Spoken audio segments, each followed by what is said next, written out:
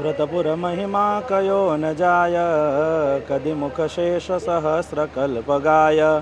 વૃષ સુત તણી મુખ્ય ગાદી જા છે, ત્રિભુવન તત્વ અનેક તીર્થ ત્યાં છે. ત્રિભુવન તત્વ અનેક તીર્થ ત્યાં છે. સર્વ અવતારના ઉતારી, સર્વ અવતારી સર્વોપરિષ્ઠ દેવ ભગવાન સ્વામિનારાયણ, વડતાલ નિવાસી શ્રી લક્ષ્મીનારાયણ દેવના દ્વિશતાબ્દી મહોત્સવ પ્રસંગે આજની આપણી દિવ્ય સભામાં ઉપસ્થિત પરમ પૂજ્ય ધર્મ ધુરંધર 1008 આચાર્ય મહારાજ શ્રી રાકેશ પ્રસાદજી મહારાજ શ્રી, કથાના વક્તા મહોદય શ્રી સદગુરુ શાસ્ત્રી સ્વામી પૂજ્ય જ્ઞાનજીવનદાસજી સ્વામી, સદગુરુ સ્વામી શ્રી નિત્ય સ્વરૂપદાસજી સ્વામી, વડીલ બ્રહ્મનિષ્ઠ પૂજનીય સંતો, યજમાન પરિવારજનો, શ્રી હરિના લાડીલા સર્વે ભક્તોને ભાવથી જય સ્વામિનારાયણ. વડતાલ દ્વિશતાબ્દી મહોત્સવ એટલે જીવનનું એક નવું સંભારણું અને એક નવું નજરાણું.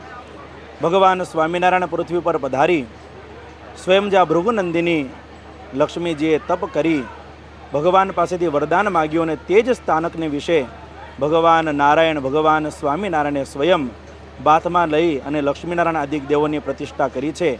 એ ઠાકુરજીના દ્વિશતાબ્દી મહોત્સવ ઉપક્રમે વાલા ભક્તજનો, ભગવાન શ્રી હરિએ શિક્ષાપત્રી આ સ્થાનકને વિશે લખી.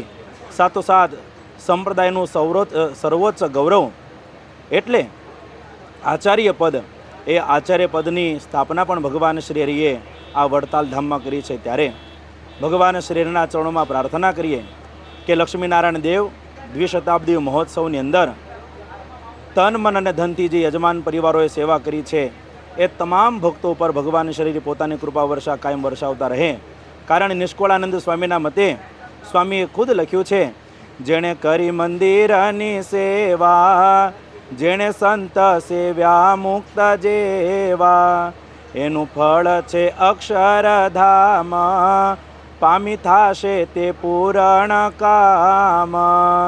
જેમણે જેમણે આ મહોત્સવની અંદર તન, મન, ધનથી સેવા કરી છે તમામ યજમાન પરિવારજનો ઉપર, અમારા સર્વે વહાલા સંતો ઉપર ભગવાન નરનારાયણ દેવ, લક્ષ્મીનારાયણ દેવ, હરિકૃષ્ણ મહારાજ કાયમ પોતાની કૃપા વર્ષાવતા રહે.